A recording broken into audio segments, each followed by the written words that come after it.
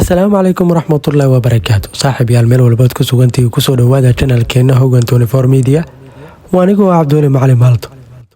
Waqtiyadan dambe dalalka caalamka waxay intooda badani xoogga saarayeen sidii ay ku heli lahaayeen goobo dalxiis oo ay soo booqdaan dadka ku nool dunida dacaladeeda, balse dalka Masar oo ka mid ah dalalka ugu faaca weyn dhanka taariikhaha caalamka ayaa waxay dhowaan heleen magaalo cusub oo dahabi ah.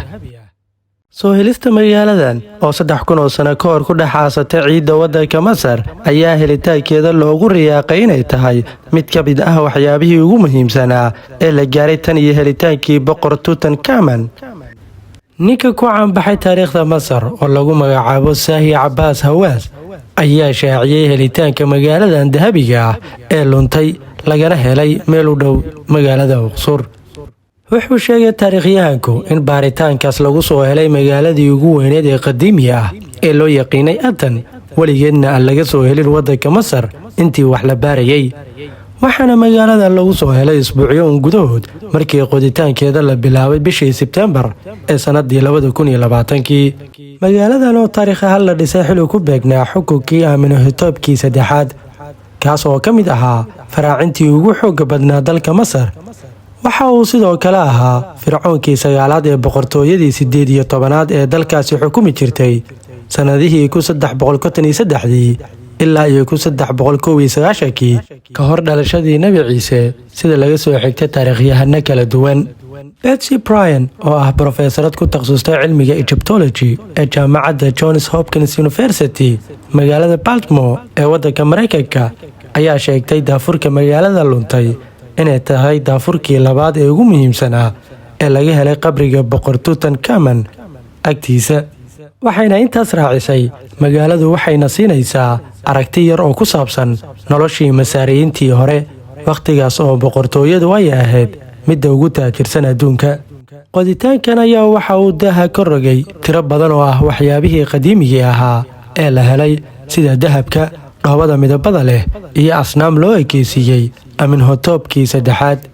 kooxdu waxay qoditaanka ka bilaabeen daanta galbeed ee magaalada Luxor oo ah meel u dhow dooxada boqortooyada, qiyaastii 500 kiiloomitir koonfurta caasimadda Qaahira. toddobaadyo gudahood kooxda si la yaab leh waxay u soo saareen bulukeetyo dhoobo ah oo laga arkay jihooyinka oo dhan. Dr. Hawaas ayaa ku yiri bayaankiisa, waxa ay daah fureen wuxuu ahaa goob magaalo weyn oo xaaladeeda badbaadin ku wanaagsan, oona leh ku dhowaad derbiyo dhammaystiran iyo qolal ay ka buuxaan aaladihii nolol maalmeedka ahaa.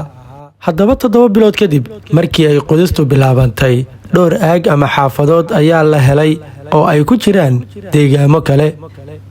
howlgallo badan oo ay sameeyeen khuburo ajnabi ah ayay ku waayeen magaaladan, ayuu yiri Dr. Hawaas oo ahaa wasiir dowladii hore ee arrimaha qadiimiga ee dowladda Masar. waxa uu sidoo kale sheegay inay sii socoto hawshan qadiimiga ah, kooxdiisuna ay rajaynayso inay soo bandhigaan qabuuro lama taabtaan ah. dowladda Masar waxay doonaysaa inay hormariso hidaheeda qadiimiga ah si ay dib ugu soo nooleeyso waaxdeeda dalxiiska kadib sanado badan oo qalalaasa siyaasadeed iyo carqalado dhaqaalaha ah ee uu sababay cudurka faafa ee coronavirus oo ay soo martay dowladdaasi.